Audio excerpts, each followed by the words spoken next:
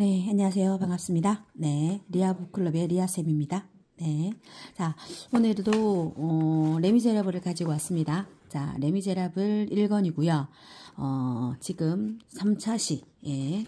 3차 시 오늘 아침에 독서 모임을 나눴고요. 자, 앞부분은 나눴던 거 기억하시는지 모르겠습니다. 자, 1부는 제목이 팡틴이고요. 팡틴의 1부에서 1장, 올바른 사람. 네, 그 다음에 2장, 추락. 3장의 1817년에 4장 위탁은 때로는 버립니다. 자, 그 다음에 5장 하강까지 봤죠. 자, 오늘은 6장의 자베르와 7장의 쌍마티의 사건 그리고 8장의 반격 부분으로 보겠습니다. 자, 6장의 자베르의 부분에서는요. 우리의 장발장과 함께 등장인물 중에 아주 중요한 인물로 등장이 되는데요.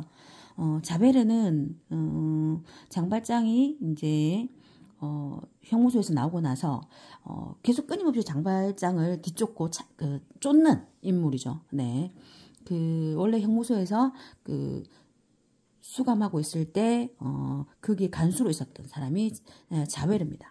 자, 오늘 저희가 아침 독도에서 나눴던 부분 중에 제가 크게 두 가지를 나누고 싶은 부분은 뭐냐면요. 이 자베르의 인물에 대한 상이에요.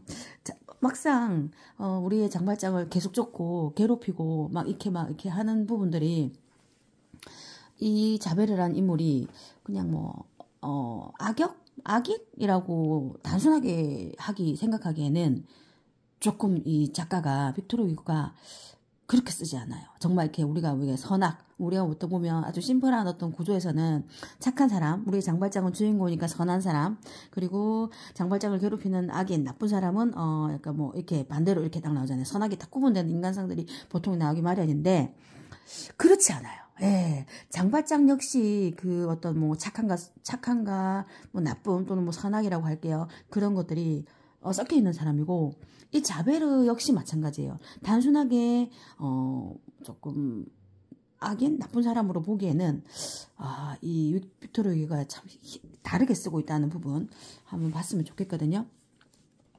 1부에 6번이라는 소제목을 붙여놓고 제목도 자베르라고 지었어요. 자, 안식의 시작 부분에서는 우리의 팡틴이 이제 병원에서 휴식을 취하고 있는 장면, 그리고 딸을 만나게 될 것이라고 기대하고 있는 장면, 이런 장면이 나왔습니다. 자, 2번 보세요. 제목이 장이 변하여 샹이 된 사건, 샹이 된 이야기라고 되어 있죠. 자, 제목도 너무 이렇게 잘 지으셨다고 제가 생각되는 부분인데요.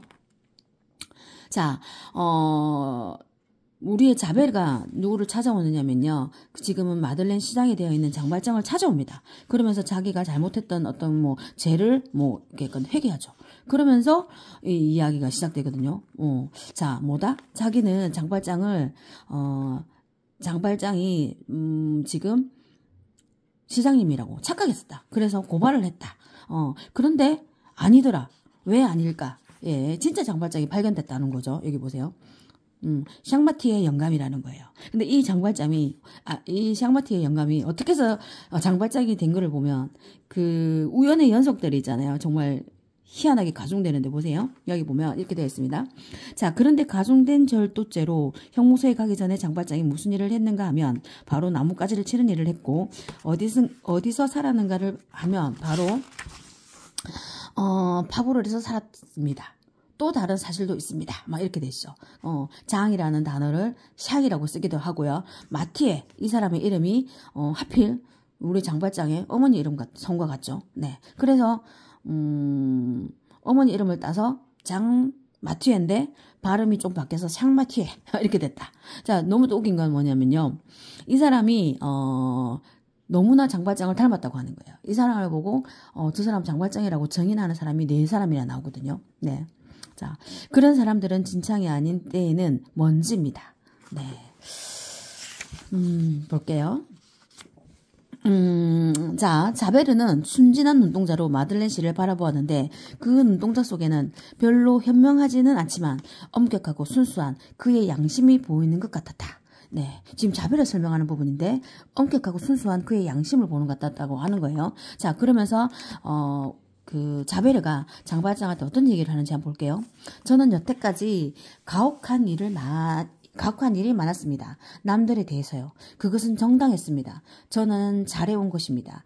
지금 만약에 제가 저에 대해 가혹하지 못한다면 여태까지 제가 한 모든 정당했던 일도 부당한 것이 될 것입니다. 네. 자, 제가 저를 남들보다 더 너그럽게 봐주어야 합니까? 천만에요. 그래, 제가 남을 벌하는 데만 쓸모가 있었고 나는 벌하지 않는다? 하지만 그렇다면 저는 비열한 놈일 것입니다. 그렇다면 저 더러운 자베르 놈하고 욕하는 사람들이 옳을 것입니다. 시장님, 저는 시장님이 저를 친절하게 대우해 주시는 것을 바라지 않습니다. 시장님께서 남들에게 친절했을 때 저는 그런 친절에 꽤 화가 났습니다. 저는 저에 대해서는 그런 친절을 원하지 않습니다. 시민에 대해 매춘부가 옳다고 인정하는 친절, 시장에 대해 경찰이 옳다고 하는 친절, 상관에 대해 부하가 옳다고 하는 친절, 저는 그러한 친절을 가리켜 나쁜 친절이라고 부릅니다. 자, 사회 질서가 문란해지는 것은 그러한 친절 때문입니다. 그렇고 말고요.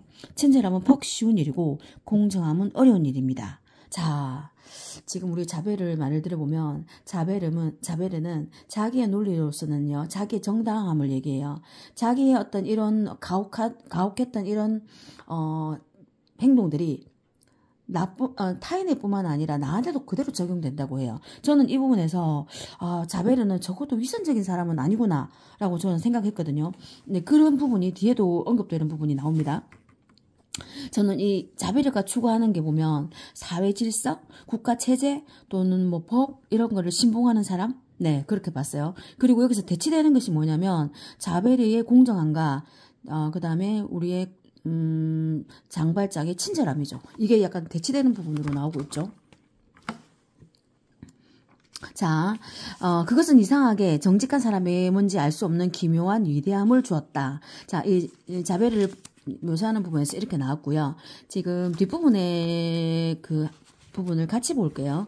뒷부분의 부분에 어떤 부분이 나왔냐면요. 자, 이 부분인데요. 8번 반격 부분에, 지금 여기 보면, 자베르에 대한 설명이 하나 더 있습니다. 이거 한번 볼게요.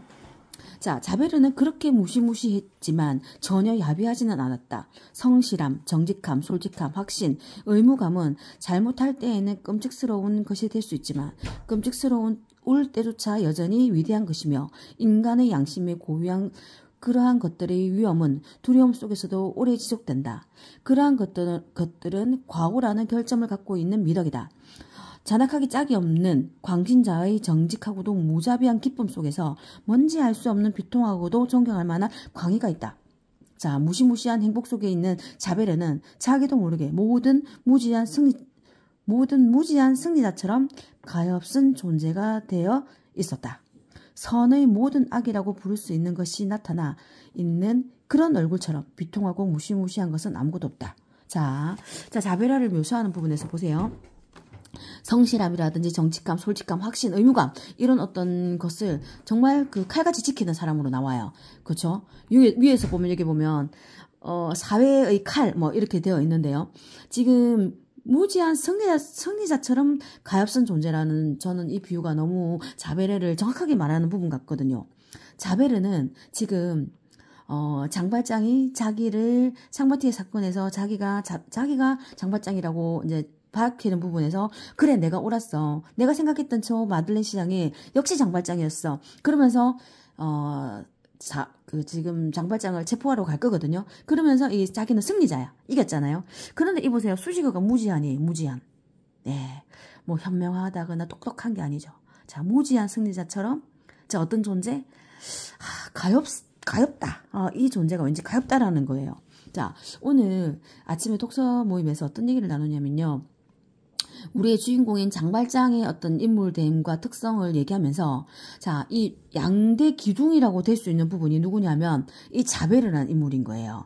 이 자베르는 장발장을 끊임없이 뒤쫓잖아요. 그러면서 장발장이 어떤 양심의 상황으로 갈 수 있도록 또는 장발장이 새로운 어떤 뭔가 그 상황 또는 뭐 새로운 어떤 뭔가 위기 이런 것들을 뭐 이끌어주는 그걸 자극하는 사람? 네, 그런 사람으로 묘사된다는 부분을 저희가 한번 이제 언급했던 부분이 있습니다. 네.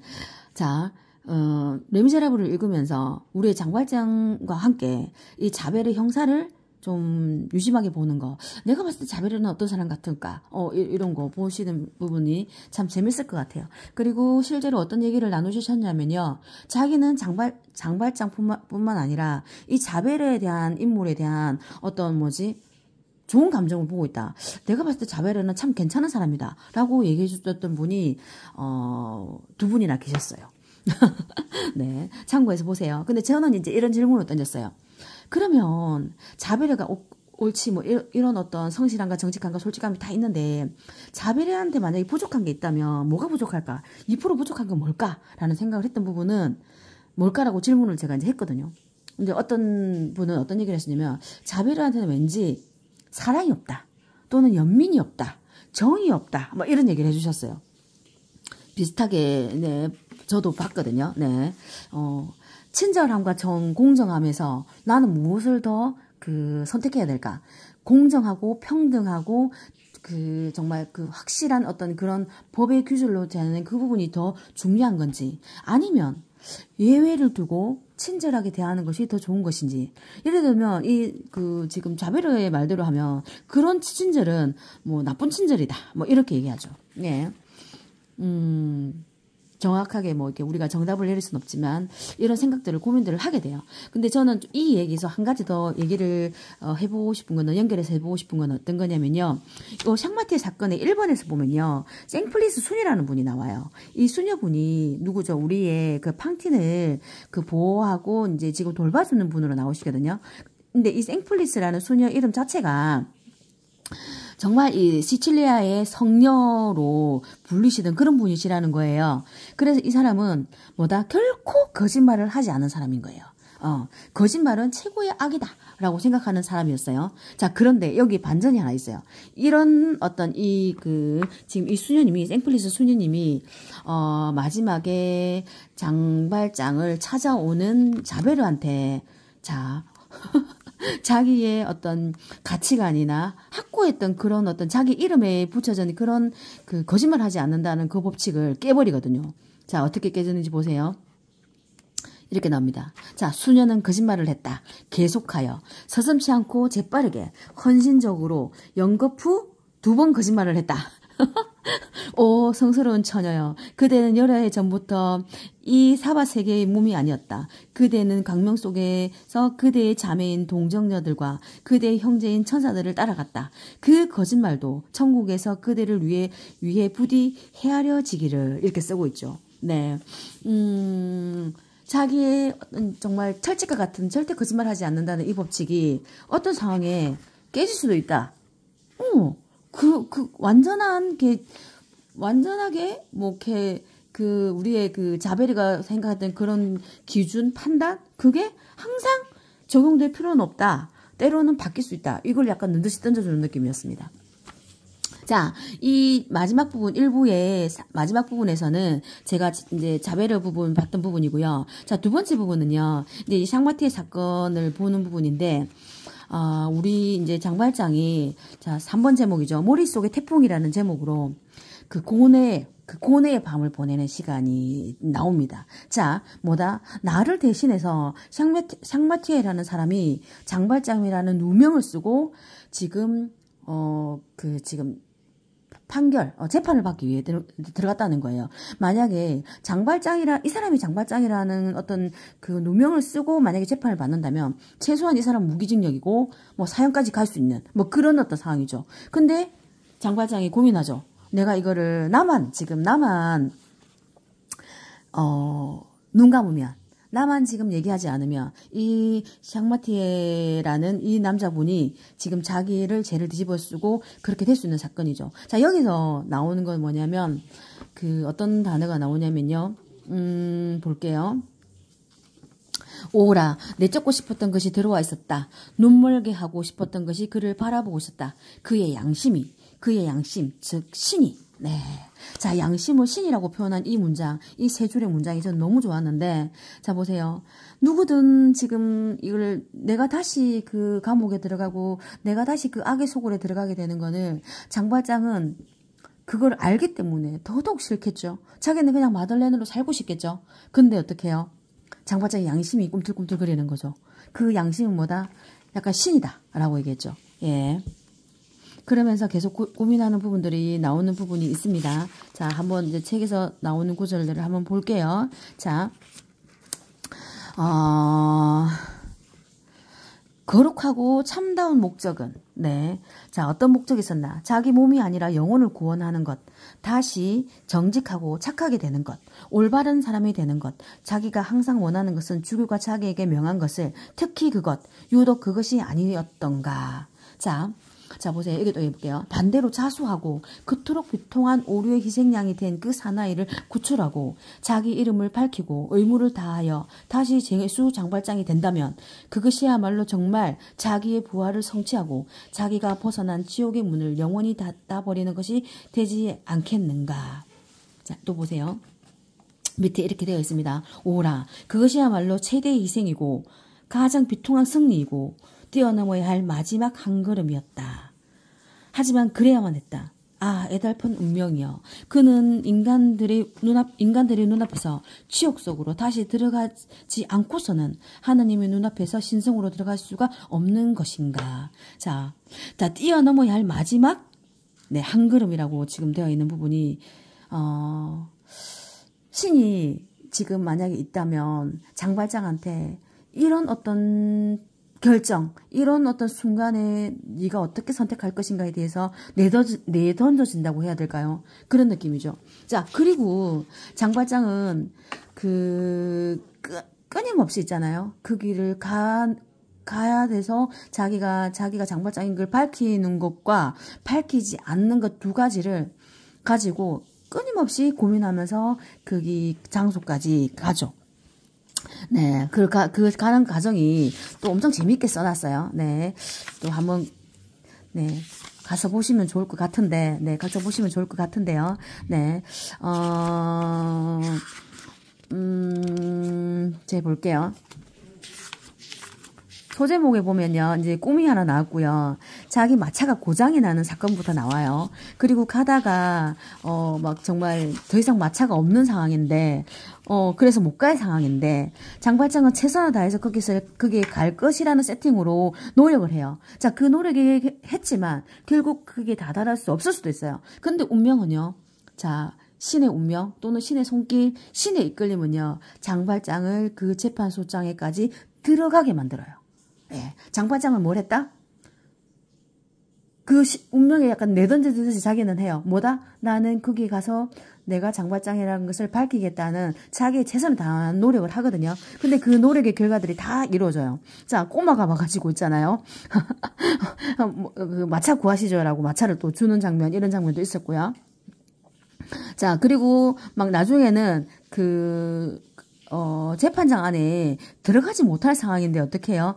그 공무원은 들어갈 수 있다는 얘기가 나와요. 그래서 나는 시장이다. 그렇게 시장이라니까 또 마들렌 시장이다라니까 바로 또 재판장에게 들어가게 만들어주거든요. 자, 재판장에 들어간 이상, 그리고 재판장에서 자기가 장발장이라고 누명을 쓰고 있는 샹마티의 영감을 본 이상, 장발장은 자기를 밝힐 수 없었다는 게 없는 부분이 나옵니다. 네. 자, 장발장이 샹마티의 영감을 보고 어떤 느낌이 들었는지 이 부분 볼게요. 그는 자기 자신의 늙은 모습을 보는 것 같았다. 물론 얼굴은 똑같지 않았지만 아주 비슷한 태도와 생김새, 곤두선 더벅머리, 사납고 불안스러운 눈동자, 그리고 그 작업복. 그것은 19년간 형무소 돌바닥에서 주워 모았던 그 끔찍한, 그러나 소중한 생각들을 마음속에 감추고 증오심에 불타면서 다시 뒤뉴시로 들어가던 그날의 자기 모습 그대로가 아닌가. 자, 나는 또 저렇게 될 것인가 라고 한탄을 하죠. 자, 그러면서 이제 재판이 진행되는 과정이 나와요. 검사의 말들, 그 다음에 변호사의 말들, 이런 것들이 재판하는 과정이 나오는데, 자, 검사의 말을 들어보면, 완전 정말 어찌 보면, 무죄인 사람을 완전 범죄자로 만드는 과정이 재밌게 보입니다. 저는 그 부분에서 이방인의 재판하는 장면, 그리고, 그 누구죠? 도스토옙스키의 까라마초프가의 형제들을 보면요. 그 오심 부분이죠. 누구죠? 우리의 그 큰아들, 드미트리가 오심 재판으로 오심을 받고 이제 죄를 이제 받는 부분, 그 부분이 상당히 이제 비슷하게 이제 생각이 보이더라고요. 네. 자, 그리고, 저는 이 부분이 또 인상적이었는데요. 어떤 부분이냐면, 제가 너무 페이지를 넘겨가 버렸는데, 자, 부인의 방식. 지금 자기 변론을 하는 이 샹마티의 영감이 자기 부인을 하는 장면에서 보면요. 지금 473페이지 여기 밑에서부터 얘기를 하는데요. 자, 여기 한 페이지, 두 페이지가, 지금 세 페이지 가량 하거든요. 그런데 이 말을 들어보면, 뭐 듣고 나서 사람들이, 그는 방청객들을 바라보았고, 사람들이 웃고 있는 것을 보고 무슨 영문인지도 모르고 그 자신도 덩달아 웃기 시작했다. 그것은 끔찍했다라고 되어 있어요. 자, 제가 이 부분을 다 읽고 싶은데 한번 읽어볼까요? 네, 한번 변론 한번 볼게요. 자, 내가 할 말은 이렇소. 나는 파리서 술의 목수를 했소. 발루시 댁에서 있었소. 그것은 고된 직업이요. 술의 목수는 언제나 한데서 마당에서 일하지 않으면 안 돼요. 다행스럽게도 좋은 주인을 만나면 헛간에서도 일을 하지만 작업실 안에서 문을 닫아 놓고 일을 하는 법은 없소. 넓은 자리가 필요해서 그런 거요. 겨울에는 하도 추워서 좀 포근해지라고 내가 내 팔을 치지만 주인은 그런 걸 싫어하오. 시간을 허비한다는 거요. 길바닥에 돌도 얼어붙는 추위 속에 새를 다룬다는 건 고된 일이요. 사람이 이내 지쳐버리지. 그런 일을 하고 있으면 젊은 놈이 그대로 늙어버리요. 나이 40이면 벌써 볼장 다 보게 되는 거요. 나는 그때 50살이었는데 지독히 고생했어. 게다가 노동자들은 어찌나 심술이 고약하든지 원. 어떤 자가 젊지 않으면 모두 늙은 바보, 늙은 멍청이라고 부른다워. 나는 하루에 겨우 30수밖에 못 벌었소. 주인들이 내게 삭전화 될 수 있는 대로 적게 주었소. 내 나이를 핑계 삼아서 말이오. 게다가 나는 딸년 하나가 있었는데 그 애는 내과에서 빨래를 해주는 일을 했소. 그 애도 조금은 벌었소. 그걸로 우리들은 그럭저럭 살아갔소. 딸년도 고생 꽤나 했지. 비가 오건 눈이 오건 살을 내는 듯한 바람을 다 맞아가면서 허리까지 닿는 통 속에서 온종일 일을 했소.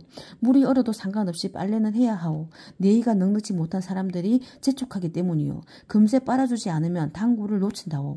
판자 조각이 제대로 맞지 않아 사방에서 물이 새서 치마가 위아래 할 것 없이 온통 젖어 몸통이까지 스며든다오.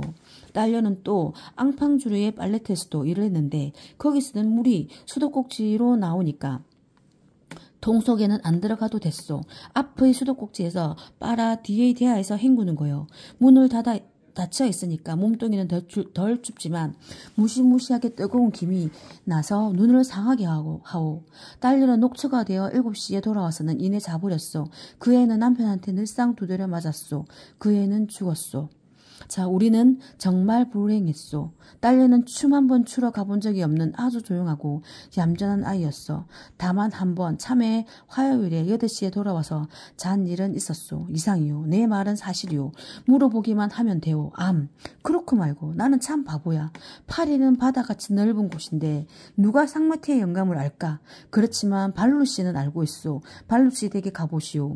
이제 내가 무엇을 더 원하는지 나는 모르겠소. 자, 보세요. 지금 이 샹마티의 영감의 마지막 변론이거든요. 자기는 장과장이 아니고 자기는 샹마티에라는 거죠.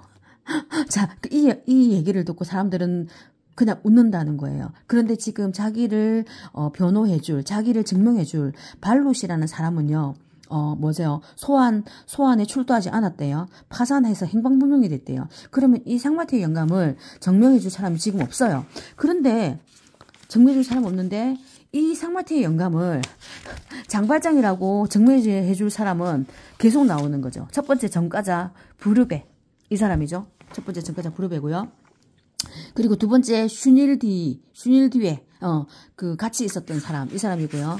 네, 세 번째가 코슈파유가 였죠. 이 세 명이고 마지막 한 명이 자베르 형사였죠. 이렇게 네 명이 뭐라고요? 이 사람이 장발장이다라고 증명을 한 거죠. 네, 이게 증인들의 어떤 이야기입니다. 예. 자, 우리 장발장이 과연 이 말을 듣고, 네, 우리 장발장은 고뇌하면서도 장발장은 내가 장발장이라고 말하지 않을 수 없었겠죠. 네, 마지막 볼게요. 조금만 더 하겠습니다. 자,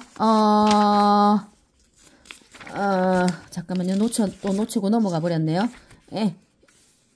요겁니다. 483페이지입니다. 자, 그 순간 재판장 바로 옆에서 어떤 움직임이 있었다. 이렇게 외치는 목소리가 들렸다. 자, 무릎에 쉰일 뒤에 코슈파요 여기를 보시오. 그 목소리를 들은 사람들은 모두 온몸이 얼어버리는 듯했다. 그렇게도 그 목소리는 비통하고 무시무시했다. 자, 장발장 왜 비통하고 무시무시했을까요? 예, 나는 또다시 장발장이 되어서 죄인이 되어서 나는 또 그런 악의 소굴로 들어가야 되는 그 비통함. 자, 그럼에도 어떻게 해요? 한 발 나아가는, 아까 그랬죠? 한 발 나아가야 된다는 그 한 발 나아가는 우리의 그 무시무시한 장발장의 네, 자수라고 해야 되나요? 자수죠.